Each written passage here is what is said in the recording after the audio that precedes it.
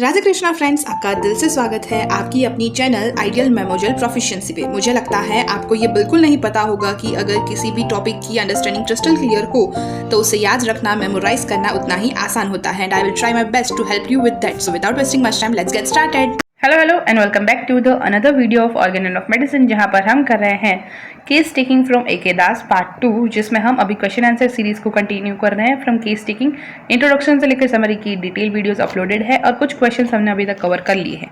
पिछले वीडियो में हमने देखा था कि why the physician should attach much Credence, particularly much Credence यानी कि एक काइंड ऑफ इंटेंसिटी, या फिर पेशेंट की अपनी बिलीफ या फिर अटैचमेंट की वो बताने जा रहा है अपने सिम्टम के बारे में, तो उसके साथ कोई इंटेंसिटी वो अटैच करके बताएगा। तो वो जो पेशेंट बता रहा है, जो डिस्क्राइब कर रहा है अपनी सफरिंग को लेकर, फिजिशियन को उस पर ही क्यों ज़्यादा इंपॉर्टेंस देनी चाहिए, उसके बारे में बात की थी, जिसमें 2 एफोरिज्म का जिक्र हुआ था। 89 में मना किया गया था कि जो पेशेंट है जो खुद अपनी डिसीज से थक गया है, हार गया है, होपलेस हो गया है, तो ऐसी कंडीशन में आपको क्रेडेंस जो है, इंटेंसिटी जो है डिसीज की, वो पेशेंट के अकॉर्डिंग मेंशन नहीं करनी है। और दूसरी बात ये थी कि जब कई बार फ्रेंड्स और फैमिली मेम्बर्स को उतना अच्छे से किसी भी सिम्टम्स की इंटेंसिटी, सफरिंग की जो प्रॉब्लम है, वो उतनी ज़्यादा अच्छे से नहीं पता होती जितनी पेशेंट को खुद को होती है, जो खुद पेशेंट एक्सप्रेस कर पाता है, जो एफोरिज्म नंबर 98 में दिया गया था।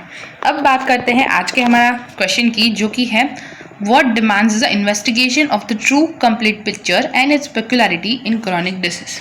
मतलब जब भी हम क्रॉनिक डिसीज के केस में पेक्युलरिटीज़ को ढूंढते हैं, एक ट्रू कंप्लीट पिक्चर बनाने की ट्राई करते हैं by finding the peculiarities in the chronic case, तो वहाँ पर हमें इन्वेस्टिगेशंस की क्यों ज़रूरत पड़ती है, या फिर क्या इन्वेस्टिगेशंस करने की ज़रूरत पड़ती है।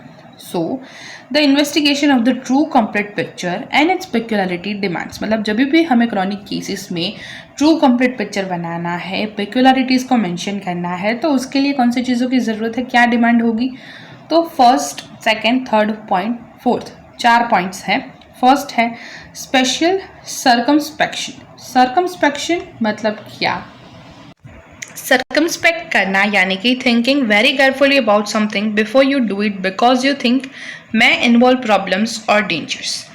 तो सर्कमस्पेक्शन का मतलब होता है कि केयरफुली किसी भी चीज़ के बारे में, किसी भी प्रॉब्लम के बारे में अच्छे से सोचना, उस पर विचार विमर्श करना।